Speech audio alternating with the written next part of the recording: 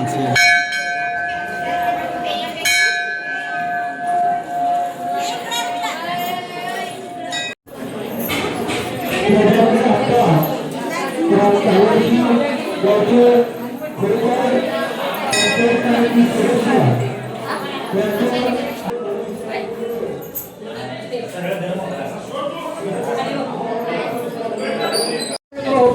आणि आपण तीर्थयात्रा जरी केली भगवंताच्या ठिकाणी तर आपले चरण काय होते पवित्र होतं महाराज. त्याचप्रमाणे आपण अशा बऱ्याचशा गोष्टी आत्मा पवित्र ब्रह्मज्ञान मुखबराय सांगतात. आत्म्याचा आपल्याला कुठेतरी ब्रह्मज्ञान पाहिजे असेल तर आपण या ठिकाणी आलं पाहिजे, सेवा केली पाहिजे, नामस्मरण केलं पाहिजे.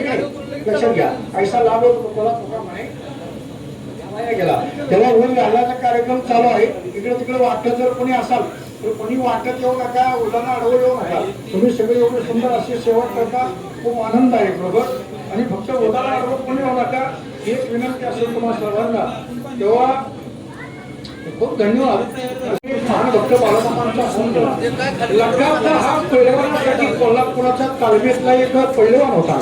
नित्य नेमाप्रमाणे सेवा करायचा, भगवान तुळशीनाथाचं दर्शन घ्यायचा. तर असं समजलं बाळमामाची बकरी आपल्या ठिकाणी केरूरला आलेली आहेत. मग बाळमामाची बकरी त्या दिवशी थोडी उपाशी होती. बघा आता माणसाला अन्नदान सगळी करतातच, पण मुख्या प्राण्याला जर अन्नदान केलं त्याच्यासारखं पुण्य दुसरं नाही आहे की नाही. बकरी जैसा प्राणी होई ठेवीला देवाचरणी, पण माणसाचा कोणी प्राण ठेवी ठीक आहे.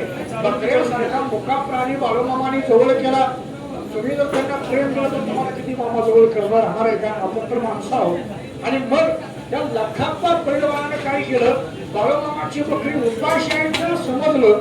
मग त्यांना जी हराळी होती आणि बरंचसं काही पीक होतं त्या पिकामध्ये त्या शेतकऱ्यांना सांगितलं, बाळमामाच्या शेतकऱ्यांकडे काय करा, ही बकरी पिकात सोडून द्या म्हणले, काही काळजी माझ्या पिकाची करू नका. आणि बकरी पिकात सोडली. पूर्ण बकरी ते पीक सगळं खाल्लं, बकऱ्यांची पोटं पूर्ण झाली. तेवढ्यात बाळूमामा मागणं आलं. अचानक बाळूमामा म्हणले, आणि काय तुम्ही केलं. कोणाचं घर पेटवाय निघाला, कोणाच्या घरावर विस्ताव ठेवताना कोणाच्या रानात इंद्रबाजी सोडली. तुम्हाला काय ऐकलाय का, तुम्हाला विचारलं तुम्ही. हा चारायला सोडली तरी बाळूमामाने शेवटच्या वेळेला काम करा. शिव्या मग सगळी शांत झाली. बाळूमामाच्या शब्दात बाळूमामाच्या शब्दात हा अवघडच कोण बोलावं. शेवटी तो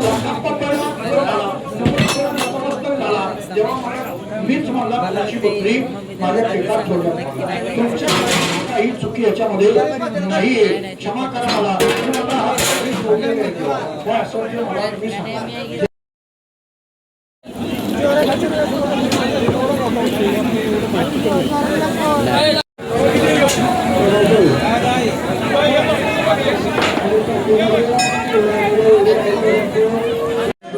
पंचवर्ष वक्ता म्हणून नेहमीप्रमाणे वार्षिक वर्धापन दिनानिमित्त 6 मार्चला महाबळेश्वर येथे पंचगंगा नदीवरती पंचधातू मूर्तीचा अभिषेक होईल. तिथून एक हातीगर मोरा येथे मुक्काम आहे पहिला. त्याच्यानंतर 7 तारखेला दुसऱ्या दिवशी मेळ्यामध्ये दुपारची पंगत आहे. तिथून मिरवणूक तशीच दावडशीला 7 तारखेला मुक्काम आहे. त्याच्यानंतर 8 तारखेला सकाळी दावडपासून प्रस्थान होऊन आणेवाडी मार्गे कोटेश्वरला मुक्काम अभिषेक करून कोटेश्वरला आणेवाडीतून आतमध्ये सायगावमध्ये दुपारची पंगत आहे. त्याच्यानंतर मग मेरलिंगला आपल्या इथं संध्याकाळचा मुक्काम आहे. भरपूर भजन कीर्तन जागर असा चांगला कार्यक्रम 3 दिवसाचा असतो. आणि शेवटी काला हा विषय एकनाथ षष्ठीच्या मुहूर्तावरती 9 मार्चला एकनाथ षष्ठीला 12 वाजता बाळूमामांचा काला होतो आणि कार्यक्रमाची सांगता होते. असा हा कार्यक्रम असतो. सर्वांनी त्याचा लाभ घ्यावा आणि बाळूमामांचा कृपा आशीर्वाद संपादन करावा ही विनंती. धन्यवाद.